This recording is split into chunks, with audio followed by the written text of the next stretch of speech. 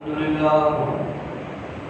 لله وحده والصلاة والسلام على من لا نبي بعده. أما بعد فأعوذ بالله من الشيطان الرجيم. بسم الله الرحمن الرحيم.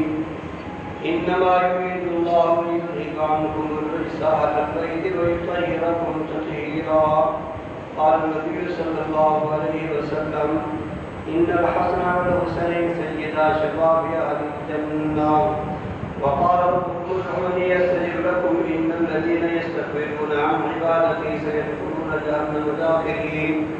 بارك الله لنا ولكم في القرآن العظيم ونفعنا وإياكم بالآيات والذكر الحكيم.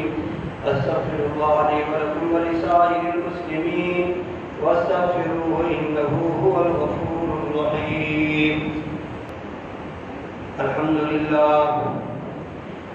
لله وكفى والصلاة والسلام على سيد الرسل وخاتم الأنبياء. أما بعد فأعوذ بالله من الشيطان الرجيم. إن الله وملائكته يصلون على النبي يا أيها الذين آمنوا صلوا عليه وسلموا تسليما. اللهم صل على محمد وعلى آل محمد كما صليت على إبراهيم وعلى آل إبراهيم إنك حميد مجيد. قال النبي صلى الله عليه وسلم: أرحم أمتي بأمتي أبو بكر وأشدهم في أمر الله عمر وأصدقهم حياة عثمان وأرضاهم علي رضوان الله تعالى عليهم أجمعين. إن الله يأمر بالعدل والإحسان وإيتاء ذي القربى وينهى عن الفحشاء والمنكر والبغي يعظكم لعلكم تذكرون.